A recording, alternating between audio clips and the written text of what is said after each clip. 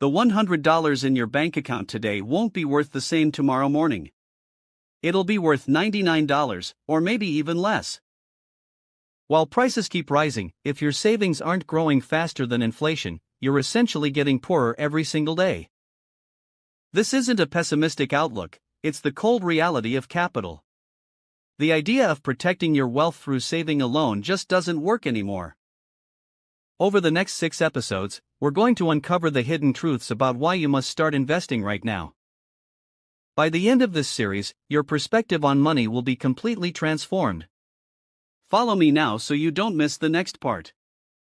Compare the price of a burger 10 years ago to now. While prices for everything have more than doubled, how much has your salary actually grown? The cash we hold, believing it's safe, is actually like a block of ice melting away in real time. Don't mistake doing nothing for a conservative and safe choice.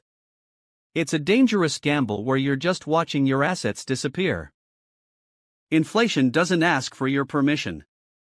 It simply steals the value of your hard work in silence. What's one thing lately that you feel has become ridiculously expensive? Share it in the comments, and I'll create content on how to protect your assets. Let's be real. The labor income you earn with your body has an expiration date.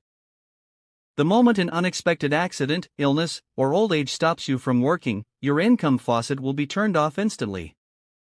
Unless you build a capital system that makes money for you while you sleep, you'll never escape the cycle of labor until the day you die. Investing is no longer just a way to get rich. It's a matter of survival rights to protect your future and your family. Do you have a setup where you earn even just $10 a month without working? If not, you need to decide to change right now. 1.01 to the power of 365 is 37.7, but 0.99 to the power of 365 is only 0.03. A mere 1% difference changes everything in a year. Imagine 10 or 20 years from now.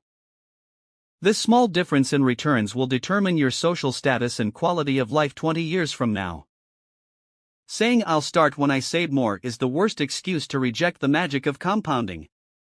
Invest just $10 today. It's not for the profit, it's to buy time. Investing isn't about the amount of money, it's about the length of time. If you agree, like and subscribe. Being afraid to invest because you might lose money is like never flying because you're scared of a crash. You might be safe from a crash, but you will never reach your destination. The real risk of investing isn't losing money. The real risk is your future staying exactly the same as it is now. Risk isn't something to avoid, it's something to manage through education and experience. You can learn what you don't know, but doing nothing will never give you answers. What is the biggest fear holding you back right now? Face that fear and write it in the comments. Don't wait for the perfect timing in investing. Historically, the best time to start was yesterday, and the second best time is today. The simple act of buying even $10 of a blue chip stock or an ETF will switch your brain from consumer mode to investor mode. The moment your $10 is in the market, world news becomes your story, not someone else's, and you'll naturally start seeking knowledge. Don't try to finish studying before you start. You have to enter the arena first to see the rules and get a chance to win. Just start investing first. Stop watching from the sidelines. What is the first asset you want to own today? Leave your first declaration in the comments. On January 11, 2026, the oil tanker Bella Iro, flying the Russian flag, was suddenly seized by U.S. Special Forces in the middle of the Atlantic. This vessel was originally Panamanian, but it had hastily laundered its flag to Russia mid-voyage to evade U.S. sanctions. The shipowners confidently sailed the seas, thinking, "The U.S. won't dare touch us as long as we fly the flag of a nuclear superpower like Russia." However, the U.S. monitored this process in real time via satellite and moved in under the justification that it was a stateless vessel lacking proper documentation. It was a moment that showed the world that even the flag of a giant like Russia provides no shield against U.S. operations. Behind this operation lies President Trump's new foreign policy strategy, the Monroe Doctrine. This is a neologism combining Donald Trump's name with the Monroe Doctrine of 1823, which rejected European interference. While the Monroe Doctrine of the past blocked European intervention in the Americas, the Monroe Doctrine signifies absolute control over the waters surrounding the U.S. It is a declaration of war and a return to strong isolationism, stating, "Anyone who sets foot in my backyard without permission will be punished." Now, any vessel within the Western Hemisphere that violates U.S. interests will be dealt with by U.S. law and power, regardless of its nationality. The seizure of Bella Iro is not just about one ship, it's a death sentence for Russia's entire shadow fleet. As the Russian flag became useless, the insurance premiums and shipping risk costs for tankers skyrocketed. Russia's net profit from crude oil exports, which funded its war efforts, plummeted from $58 per barrel to around $28. War funds are evaporating before their eyes, yet Russia remains powerless against the overwhelming detection capabilities of the U.S. military. Putin, now unable to protect even a single tanker, faces a severe financial crisis on the Ukrainian front lines. The country most likely breaking into a cold sweat after seeing this Russian tanker seizure is, in fact, China. The seizure capabilities the U.S. demonstrated in the Atlantic serve as a warning: we can cut off your energy lifeline whenever we choose. From China's perspective, they now fear that the moment they touch Taiwan, their own tankers passing through the Strait of Malacca will be hunted down in the same way. The international order has now been completely reshaped by the logic of raw power, who is stronger rather than mere justifications. The sight of the U.S. reigning as the absolute ruler of the Western Hemisphere is putting a powerful brake on China's maritime expansion strategy. In this current era, testing the waters with the U.S., and especially with President Trump, has become the most dangerous gamble. While the U.S. of the past followed complex procedures, today it demonstrates an unpredictable strength, tearing down even the Russian flag without hesitation for its national interest. From pressuring the arrest of the Venezuelan president to the seizure, Trump is proving through action that his Monroe Doctrine is no empty threat. His method of striking an opponent's weakness precisely and forcing submission through overwhelming power is instilling real fear in world leaders. The message of this era is clear: mess with Trump's America, and your nation's lifeline could be severed. Heavy iron chains on autonomous wheels are shattered. The NHTSA approval stamp hits the paper. The 2,500 unit production limit is history. Now, the gate is open. Endless Tesla chassis line up in the dim factory light. The limit is now 100,000 units. The robotaxi is no longer an experiment. It is entering the real-world market. Sparks fly over legal documents. Red ink bleeds over the words regulatory easing. This is more than a change in numbers. The government has released the beast onto the streets. Elon Musk stares at a circuit board with a cold smile. He flips the switch. His vision now has the shield of the law. Tesla is ready to dominate the cities. The Tesla logo sweeps across a massive chessboard. It knocks over every piece. The words "new standard" appear. The shackles are gone. The true ambition begins now. A sleek metallic cybercab glides through the Texas night. No headlights. Just a futuristic silhouette. This mysterious beast is sending chills down the spines of witnesses. U.S. senators enter Giga Texas with stern faces. Inside, welding sparks fly everywhere. The veil is lifted.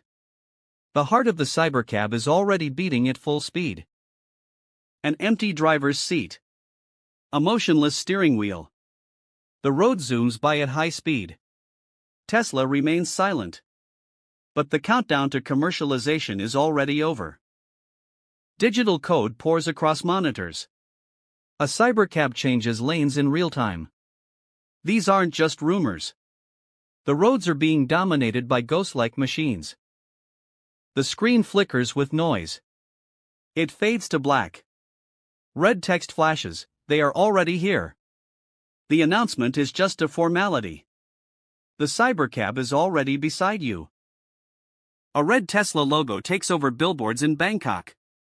Neon lights and heavy traffic surround it. The robotaxi's reach is aimed at the heart of Asia.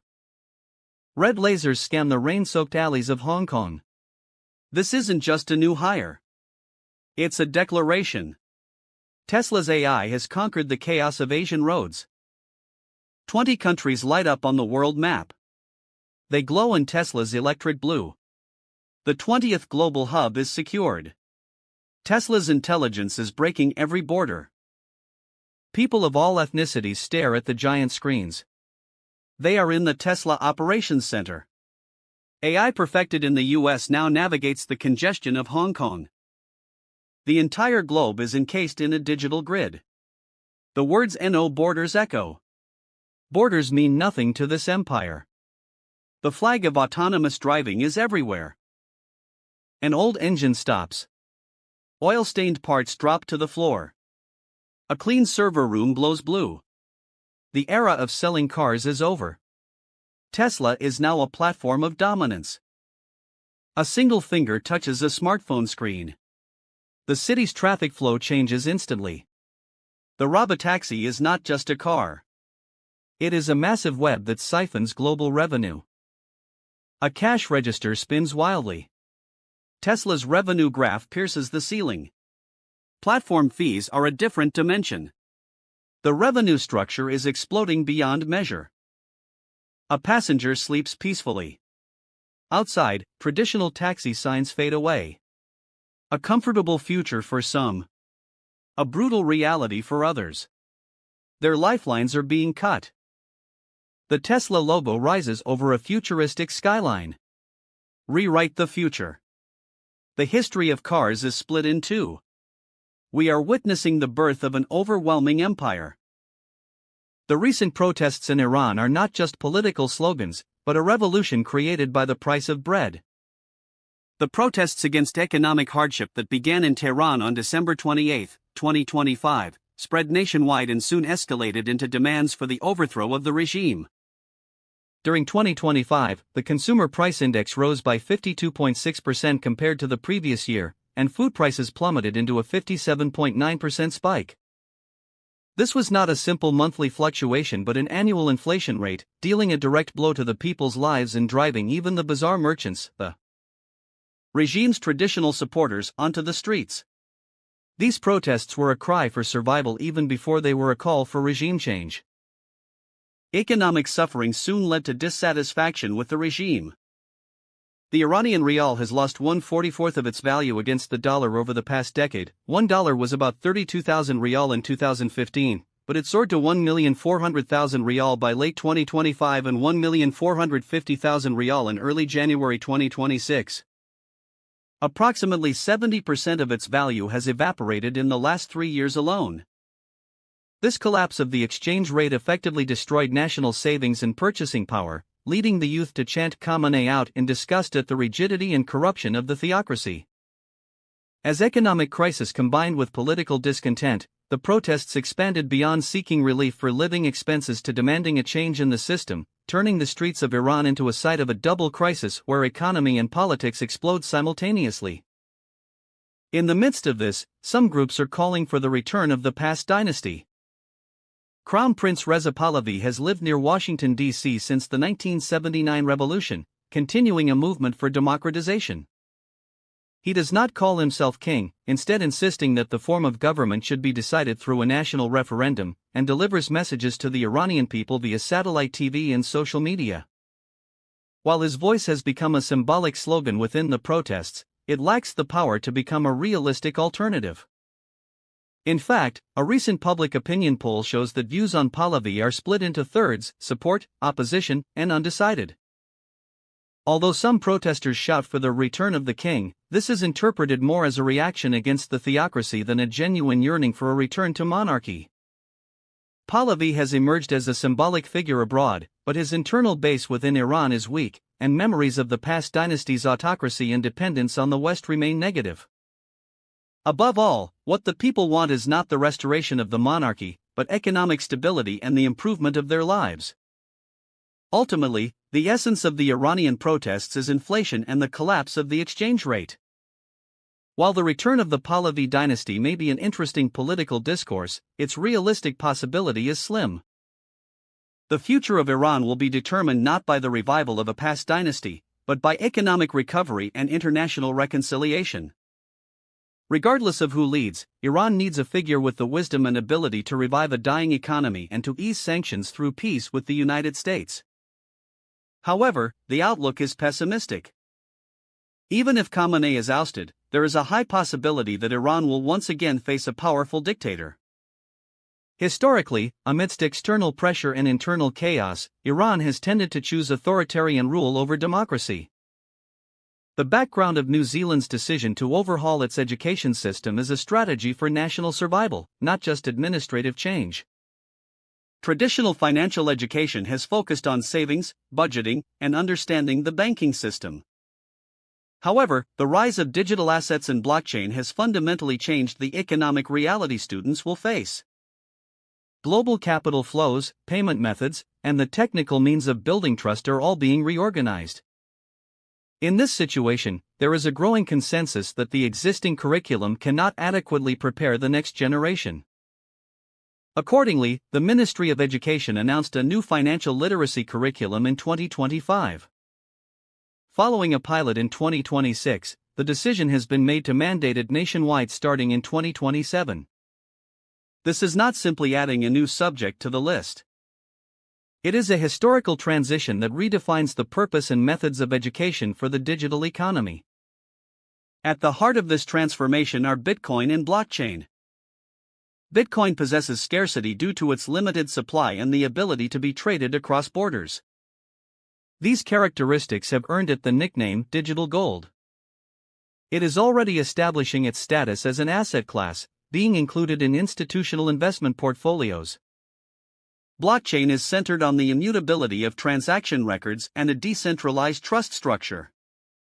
It has the potential to change the trust infrastructure of society, including finance, logistics, healthcare, and voting. New Zealand's inclusion of these two in the curriculum is more than just delivering technical knowledge. It is to help students make rational judgments in the new economic order. It is also a strategic choice to cultivate the capacity to fulfill social responsibilities. We must certainly be cautious about the idea that crypto investments and blockchain businesses are dangerous. However, we need to be wary of new things while simultaneously studying and striving to adopt them usefully. There are two English words, danger and risk. Danger refers to a realm that is purely harmful, unhelpful, and difficult to control. On the other hand, risk refers to a realm that may be hazardous but is sufficiently controllable. Risk is an area where one can even seek benefits if managed correctly. Bitcoin and the cryptocurrency industry are precisely the new growth engines that fall into the realm of risk. This perspective suggests a direction for educational approaches beyond simple optimism. Fear of the new is natural, but that fear should not immediately lead to exclusion. Instead, systematic research, regulatory design, and risk management education are required. Efforts are needed to convert these into controllable risks through such measures. Education plays the most vital and core role in this process. It is crucial to teach students the technical principles and economic significance of cryptocurrencies. Simultaneously, we must make them aware of realistic hazards like volatility, scams, and security threats. We must instill responsible investment attitudes, such as portfolio diversification and setting risk limits. We should also discuss how blockchain can pursue both the public good and efficiency. The key is to cultivate a balance between technological optimism and critical thinking. To achieve this, the methods of education must also be completely restructured. We need project-based learning and simulations that go beyond simple theoretical delivery. We must instill responsible investment attitudes, such as portfolio diversification and setting risk limits. In economics, students will study the monetary nature and macroeconomic impact of cryptocurrencies. In computer science, they will learn the principles of distributed ledgers and cryptography. Ethics and social studies will cover issues like personal privacy and governance in depth. Building a national hub for educational materials and strengthening cooperation with the industry is vital. Through these practical cases, students learn how to use technology as a tool for solving social problems. Of course, institutional safeguards to protect youth must be implemented in parallel. It is essential for regulators and educators to cooperate to provide a safe consumer education environment. Continuous training must be provided so that teachers can keep up with the latest technology trends. Education content must be shared transparently with parents and the community to form a healthy public discourse.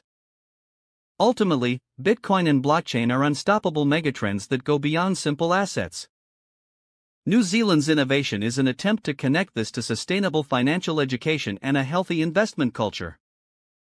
Restructuring education for the next generation is no longer an option, but a necessity.